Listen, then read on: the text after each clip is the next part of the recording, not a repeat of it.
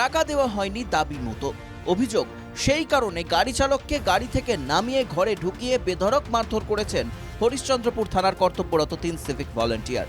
হরিশ্চন্দ্রপুর গ্রামীণ হাসপাতালে প্রাথমিক চিকিৎসা করার পর থানায় অভিযোগ দায়ের করেছেন চালক।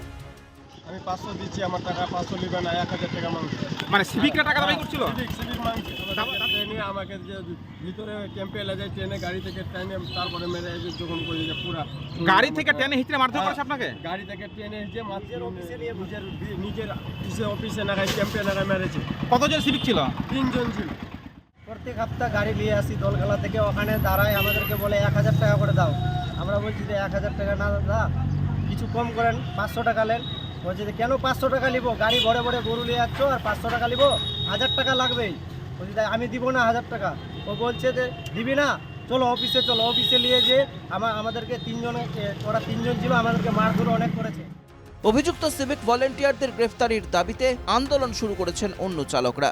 আমরা অভিযোগ এর আগে তুলেছিলাম, কিন্তু তুলব কি, আমাদের অভিযোগ তোলার আমাদের শোনার মতন সেরকম কেউ লোক নাই। আমরা কার কাছে অভিযোগ জানাবো? এই যে গতকালকে যে ড্রাইভারকে আটকে যে মারধর করলো টাকার জন্য, এটা কিভাবে দেখছেন বিষয়টা এবং কতটা আতঙ্কে আপনারা? আমরা এটার শাস্তি চাই এবং বিচার চাই। তদন্ত শুরু হয়েছে, অপরাধীদের শাস্তি হবে আশ্বস্ত করছে জেলা তৃণমূল নেতৃত্ব। কমপ্লেনার অলরেডি কমপ্লেন লজ করেছে হরিশ্চন্দ্রপুর থানায়। আইন অনুযায়ী তদন্ত করে যে দোষী সাব্যস্ত হবে সেই অনুযায়ী ব্যবস্থা হবে। আর আমাদের বাংলায় একটা জিনিস আপনারা রেস্ট অ্যাসিওর থাকুন, মুখ্যমন্ত্রী মমতা বন্দ্যোপাধ্যায়ের নেতৃত্বে রুল অফ ল এস্টাবলিশ থাকে। দেখুন, মমতা ব্যানার্জি সরকারের এই সিভিক ভলেন্টিয়াররা হলো তার একটা বড় ভোট ব্যাংক, এবং এই সিভিক ভলেন্টিয়ারদের পরিবার বিরাট সংখ্যকভাবে মমতা ব্যানার্জিকে ভোটে জেতায়।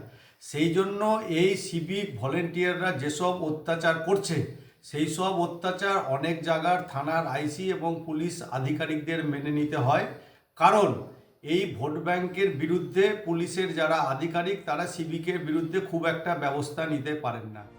জেলা পুলিশের দাবি, বাংলা বিহার সীমান্তের এই এলাকা অপরাধ প্রবণ, আর 3 সিভিক ভলান্টিয়ার রিজার্ভ ডিউটিতে ছিলেন। প্রত্যেকের বাড়ি হরিশ্চন্দ্রপুর থানা এলাকায়। গাড়িটি বেপরোয়া গতিতে চলছিল বলেও দাবি পুলিশের। গাড়ি থামানোর পরে সিভিক ভলান্টিয়ারদের সঙ্গে গাড়ি চালকের ধস্তাধস্তিও হয়।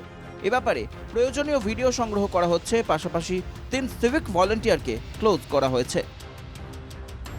মালদা থেকে সুমিত ঘোষের রিপোর্ট, NKTV বাংলা।